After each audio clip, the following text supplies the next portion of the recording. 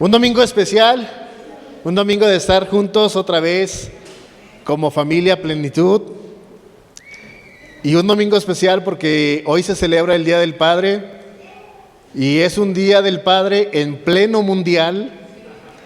Entonces, que Dios nos bendiga, nos vemos el próximo domingo. No, Dios tiene mucho que hablar para nuestras vidas el día de hoy.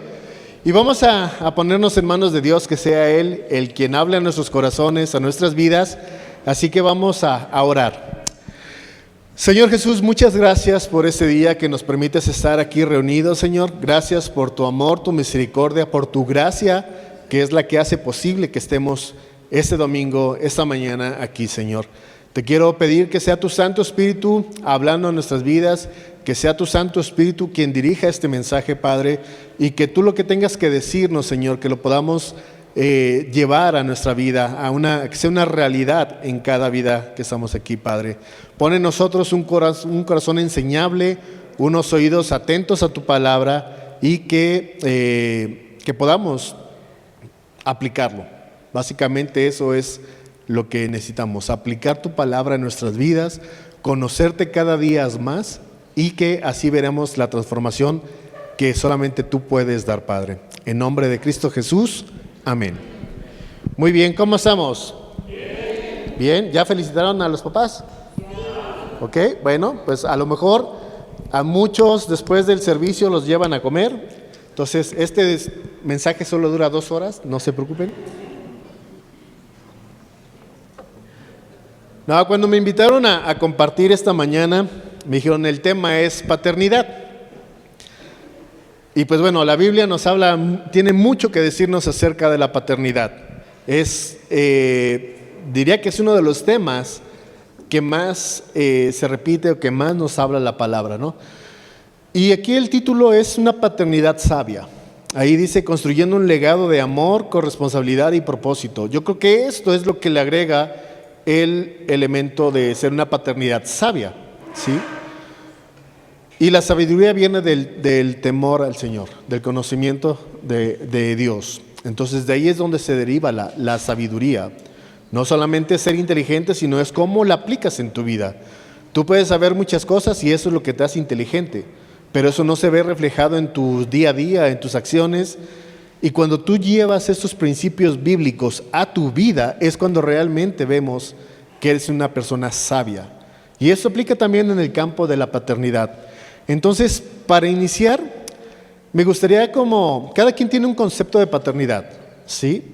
Y me gustaría empezar por comprender un poco lo que significa ser padre. Pero a lo mejor para entender eso necesitamos desaprender algunas cosas. Tal vez va a estar muy influenciado por tu contexto, por la relación con tu papá o lo que sea, haya sido buena o mala. Entonces necesitamos entender lo que se nos dice la paternidad. Entonces vamos a empezar por lo que no solo es la paternidad. Espero que se entienda eso, ¿no? La paternidad no solo se limita a engendrar biológicamente a un hijo, ni solo se limita a proveer los recursos económicos para los hijos. Tampoco es un rol secundario o de coayudante en la casa, o que ciertas tareas son solo para la mamá y ciertas tareas son solo para el papá. Si se dan cuenta, es triste que en muchos casos ves programas de televisión, ves películas, y es triste que la figura del papá a veces encaja en como la de un hijo más, el hijo mayor o algo así. ¿Por qué? Porque la mamá es la que toma las decisiones, la mamá es la que sabe hacer las cosas y simplemente el papel del papá se reduce a un hijo más, un habitante más. Y qué triste que se pueda proyectar esa imagen, porque no es lo que Dios tiene en mente o no tenía en mente para el hombre. Entonces podemos ver un paradigma obsoleto y en contraste con la paternidad sabia. O sea, no solo es biológico, como solamente tener hijos por tener hijos, y bueno, escuchas historias de cómo era hace unas décadas atrás, de que los padres tenían hijos por acá y por allá y por allá y eran muchos hijos regados. Eso no define a un padre. En la paternidad sabia podemos ver que hay un vínculo emocional y este se construye a través de la presencia y el reconocimiento, no solo de la genética, ¿sí? El asistente no es este ayudante, no es este en la casa, sino es una colaboración, es corresponsable de una crianza activa y equitativa. No solo es cosa de mujeres la enseñanza de los hijos, también es algo que corresponde al padre, ¿sí? Ni se trata solo de ayudar en la casa, es ser responsable de lo que pasa en casa. Y Dios nos ha dado una ayuda idónea para que eso sea una realidad, ¿sí? No es solo el cajero automático, el que provee y lo único que da es el dinero. No, también es un proveedor afectivo y eso nos lleva a una paternidad sabia. El tiempo y el cuidado es algo sumamente importante y esto supera la provisión del dinero. Digo, sí, el papá también tiene este rol de proveedor, pero no solo es eso, no solo es ser proveedor y ya, sino también el tiempo, el proveer para los hijos seguridad, confianza, el estar ahí es parte importante de la paternidad. No es el autoritarismo severo de la vieja imagen del papá que se hacía, él era el rey de la casa y se hacía la voluntad del padre. ¿Quién recuerda las películas todavía de blanco y negro de Pedro Infante y de los hacendados y todo? ¿Cuál era la figura del papá?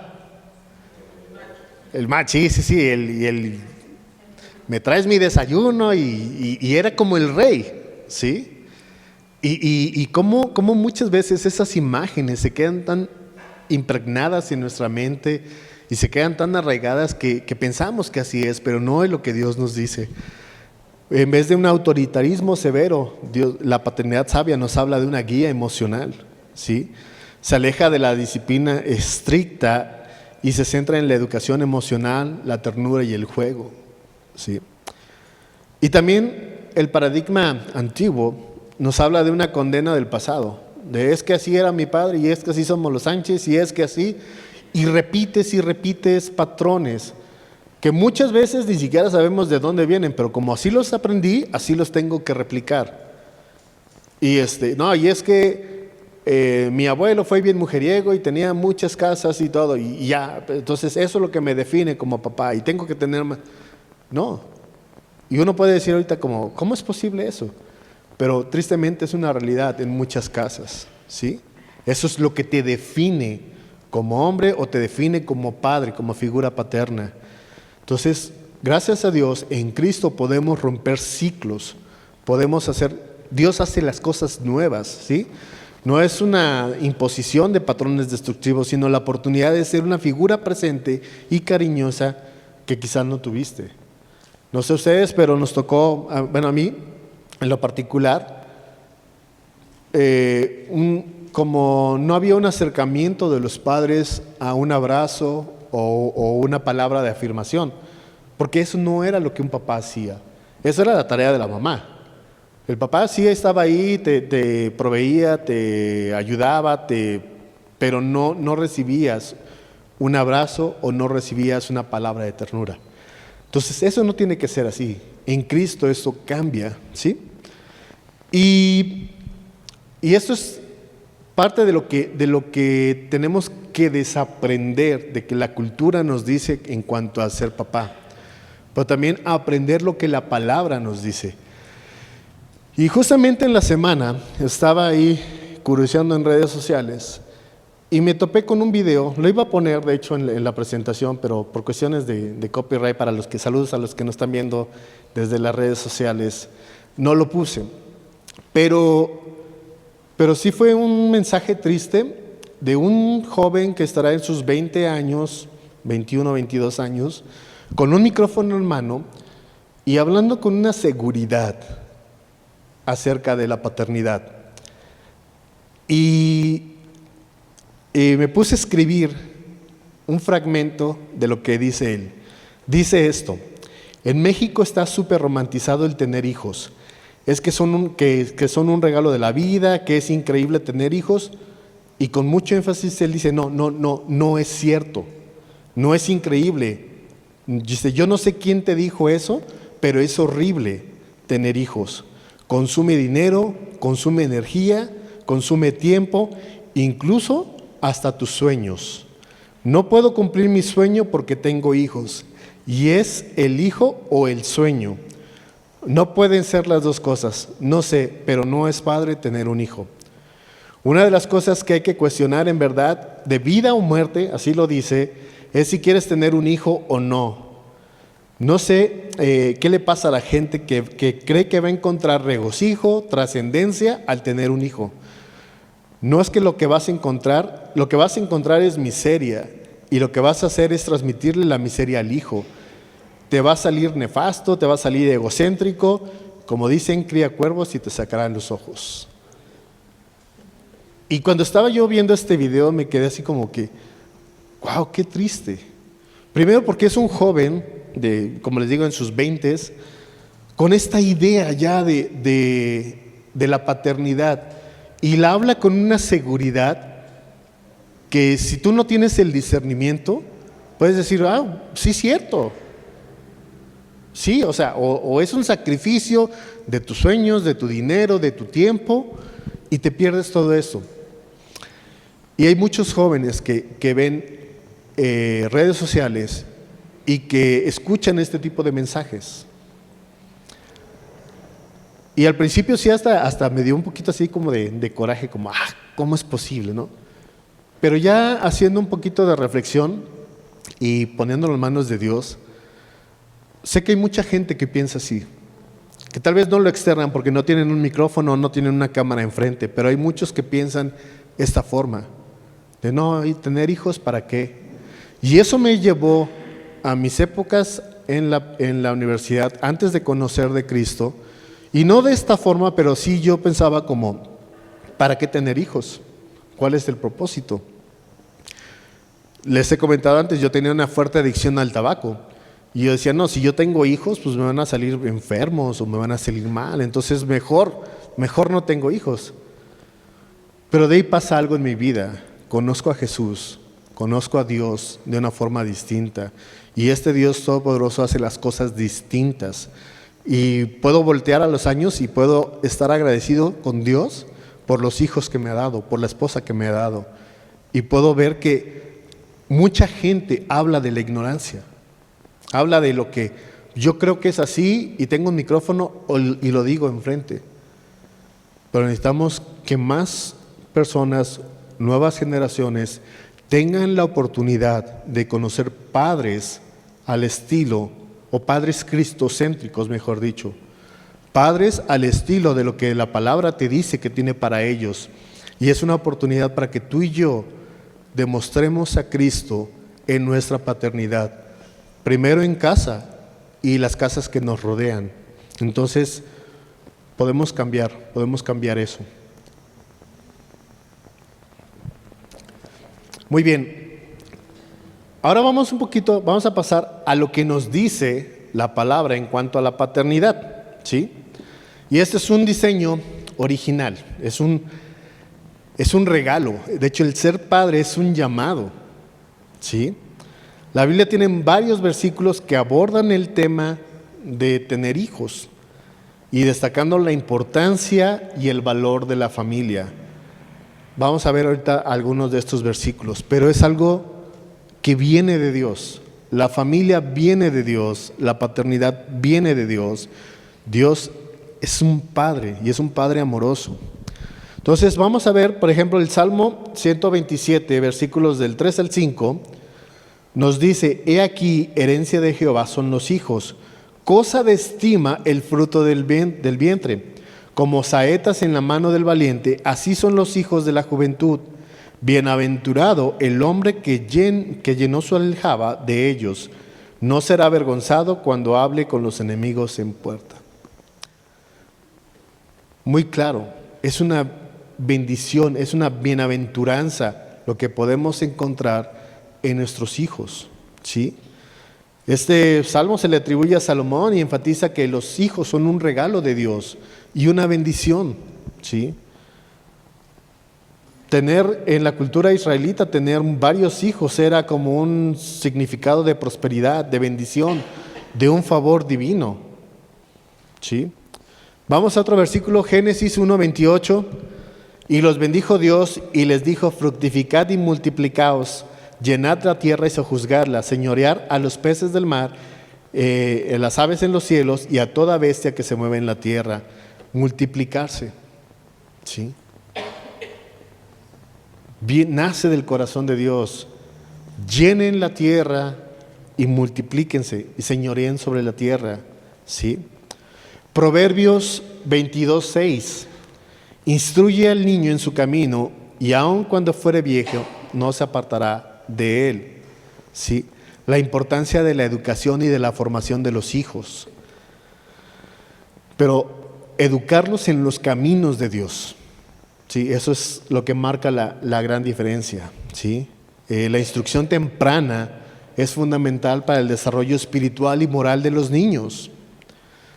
Y tristemente el sistema, el estilo de vida nos está orillando a que los hijos sean educados no por los padres, sino por las instituciones, las guarderías y todo. Es un llamado, la paternidad, es una bendición, ¿sí?, que Dios nos da. Pero no solo Dios nos los da para ahí a ver cómo le hacen, sino Él nos da instrucciones, Él nos da guía, nos da dirección en esto. Y tenemos el mayor ejemplo de paternidad en Dios, ¿sí?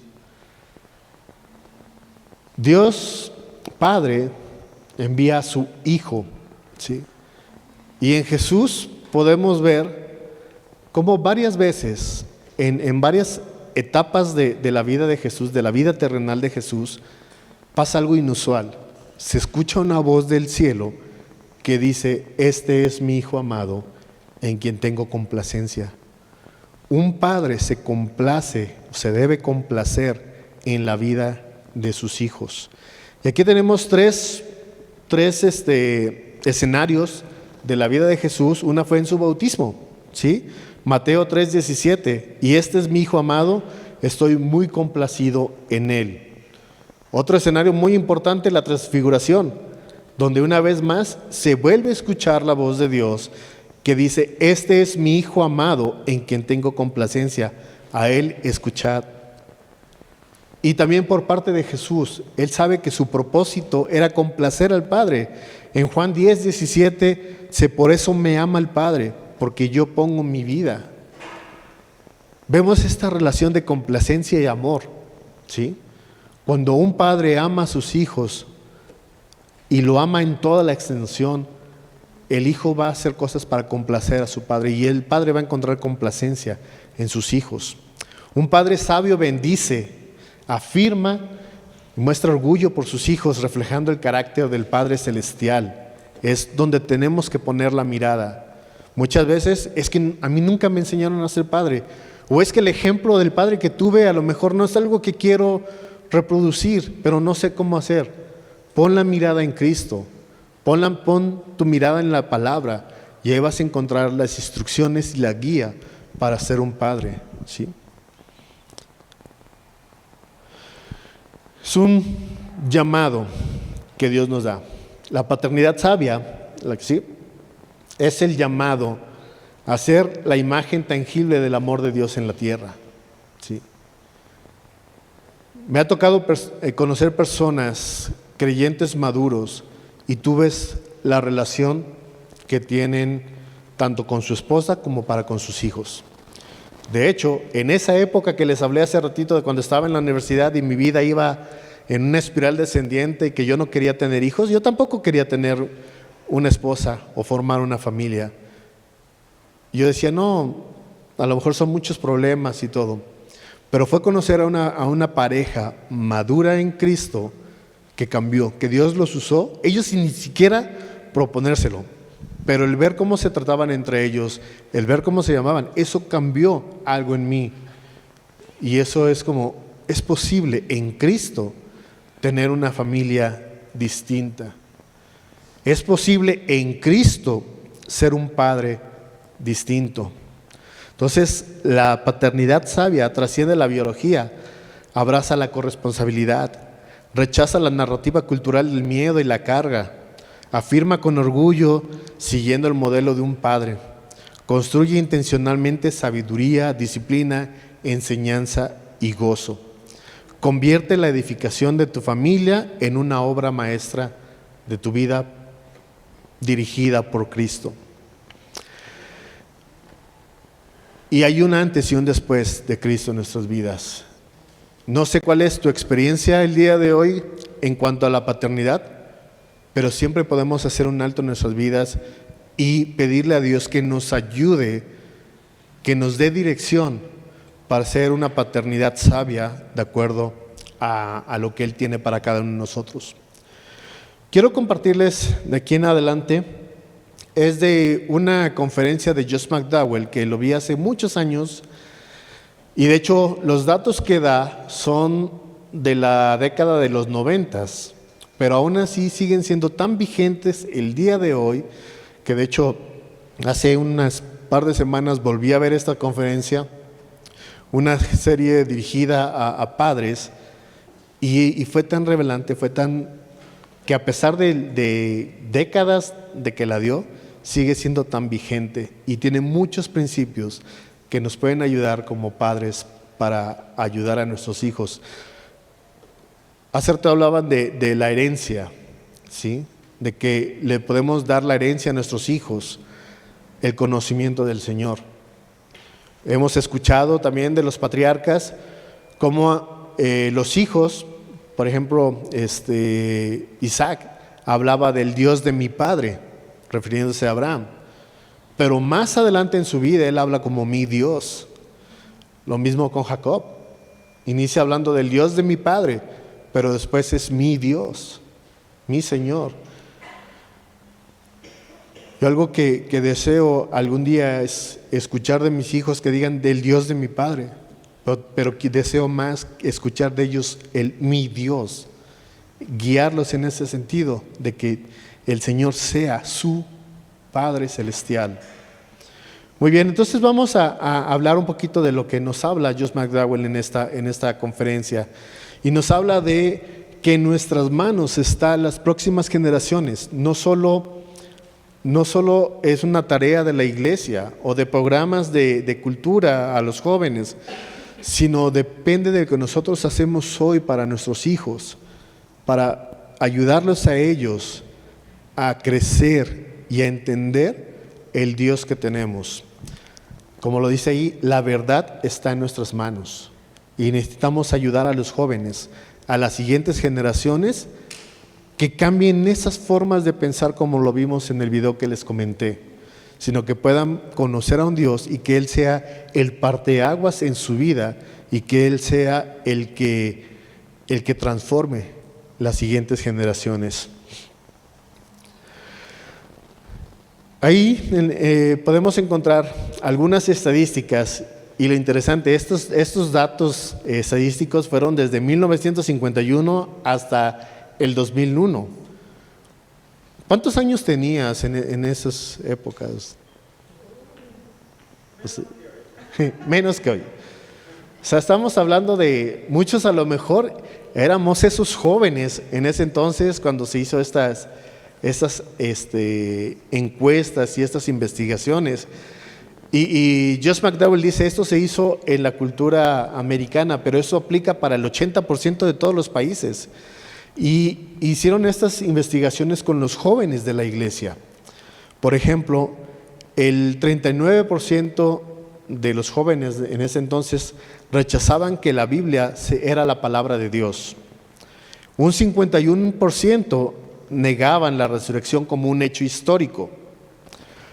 Un 63% negaba que Jesucristo era el Hijo de Dios. Un 68% negaba que el Espíritu Santo sea una persona real, ¿sí? Y vemos cómo esas creencias iban en aumento o negaban una verdad absoluta. En 1991 era el 52% de los jóvenes que decían no hay verdades absolutas. Para 1994 era un 62% que decían no hay verdad absoluta. En 1999 era un 78%. Para el 2001 era un 91%. Estamos hablando hace 25 años de esto. Jóvenes cristianos que afirmaban y decían, no hay verdad absoluta. La verdad es relativa.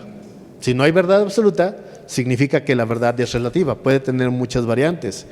Y eso nos lleva a un esquema, la que sigue por favor, de tener varias generaciones o culturas en una misma casa, ¿sí? Por ejemplo, podemos hablar de una generación adulta y una nueva generación, donde en la dimensión de la naturaleza de la verdad, para las generaciones adultas, la verdad era existente objetivamente, ¿sí? Es externa. Para las nuevas generaciones, la verdad es subjetiva, es interna. Lo que para mí es verdad, no es verdad para muchos. Pero la verdad absoluta tiene 3 características. Es objetiva, es decir, que está fuera de nosotros. Es universal, que es para todos y en todas partes. Y por último, que es constante, que es decir, en todas las épocas. Lo que era verdad hace 500 años sigue siendo verdad el día de hoy y va a seguir siendo verdad en los próximos 100 años, ¿sí? El proceso de adquisición de la verdad para las generaciones adultas, la verdad se descubre. Para las nuevas generaciones, la verdad se crea. Lo que te funcione, eso haz y eso es verdad, ¿sí? El criterio de validación, si es cierto, entonces funciona. Para las nuevas generaciones, si funciona para mí, entonces es cierto, ¿sí? Y el filtro del procesamiento es intelectual y mental para las generaciones adultas. La evidencia era demasiado importante. Para las nuevas generaciones es más relacional y emocional. Está basada en sentimientos. Si yo siento que esto es verdad, dale, ¿sí? Entonces nuestros jóvenes no solo están creyendo en cosas erróneas, se están equivocando en la forma en que procesa la creencia misma, ¿sí? Necesitamos entender esto para poder hablar a nuestros hijos. La verdad es aquello que es fiel al original, ¿sí? Nuestro original es Dios. Y Dios también es objetivo, universal y constante. Por eso la verdad, Jesús nos dice, y conocerán la verdad, y la verdad los hará libre. ¿Sí? También Jesús dice, yo soy el camino, la verdad y la vida. Nadie viene al Padre si no es por mí. Entonces, como padres necesitamos entender eso. ¿Cómo nuestros hijos captan la verdad? Y están súper bombardeados de un relativismo. Pero hasta eso es interesante y es irónico, porque digamos que la premisa fundamental del relativismo es no hay absolutos, todo es relativo. Pero justamente eso es una ley absoluta. Cuando tú afirmas eso, estás afirmando una verdad absoluta. Si aplicas el relativismo para esa misma verdad, quiere decir que tiene que haber otra alternativa. Y esa otra alternativa existen las verdades absolutas. Irónicamente, pasa. Ahora, ¿por qué es importante esto? Porque muchas veces como padres queremos corregir la conducta y el comportamiento de nuestros hijos. Pero aquí hay un ejemplo que me encanta mucho, que Josh McDowell nos habla, y es sobre una anatomía de acciones. ¿Por qué fracasan muchos enfoques que se dirigen solamente al comportamiento? Y él lo ejemplifica con una pirámide. La base es lo que es nuestro sistema de creencias, y esto es el fundamento bíblico de la verdad. Pero esa base sostiene un segundo nivel, que es el sistema de valores. lo que impulsa y justifica las acciones. Y hasta la parte superior de la pirámide está el comportamiento, lo que las personas o el joven hace, ¿sí? Entonces, muchos programas se enfocan en corregir el comportamiento a través de la negación, a través de te quito esto o lo que sea. Pero si no atendemos el problema de raíz, si no atendemos la base, no va a haber un cambio de comportamiento. Y para arreglar el comportamiento tenemos que ir a los valores, ¿sí? Se habla mucho de una crisis de valores, ¿no? No hay crisis de valores. Hay crisis en la elección de valores que rigen tu vida. Ahí sí hay crisis. ¿Y por qué se da esa crisis? Porque no hay una base, no hay un sistema de creencias, ¿sí? Si no tenemos bien claro, si tú le dices a tu hijo, oye, mentiste, eso está mal, eso es pecado, y te hace la pregunta de, bueno, ¿por qué es pecado? ¿Qué respondes? Porque así lo dice Dios, porque está en la Biblia, porque lo dio en los mandamientos. Necesitas entender por qué mentir es pecado y por qué mentir es pecar contra Dios. Y eso nos lleva a un proceso de la verdad. Un mandamiento de Dios se basa en un precepto, en un mandato. Y este mandato se basa en un principio. Y este principio se basa en la persona de Dios. No mentirás. No mentir es el mandamiento que se basa en el principio de la verdad. Y este principio de verdad se basa en la persona de Dios porque Dios es verdad, ¿sí? Por eso cuando alguien miente, peca contra Dios porque Dios es verdad. No cometerás adulterio, no tener relaciones sexuales fuera del matrimonio. Ese es el mandato. Se basa en el principio de la fidelidad. Y este principio de fidelidad se basa en la persona de Dios porque Dios es fiel, ¿sí? No tengas relaciones sexuales antes del matrimonio, ¿sí? Se basa en el principio de pureza porque Dios es puro. Entonces, cuando tú entiendes este proceso, entiendes de que Dios no nos dio las leyes porque estaba de malas y porque era un aguafiestas, sino realmente nos los dio para dos cosas: provisión y protección, ¿sí? Cuando tú no mientes, Dios te provee y te protege. Te provee de un ambiente de confianza. Sí, lo he dicho creo que otras veces aquí, cuando una persona miente es como si construyera una pirámide al revés. Empiezas con una mentira pequeña, pero ¿qué necesitas para tapar una mentira pequeña? Una mentira más grande. ¿Y qué necesitas para tapar esa mentira? Otra más grande. Y si te das cuenta, estás construyendo una pirámide al revés.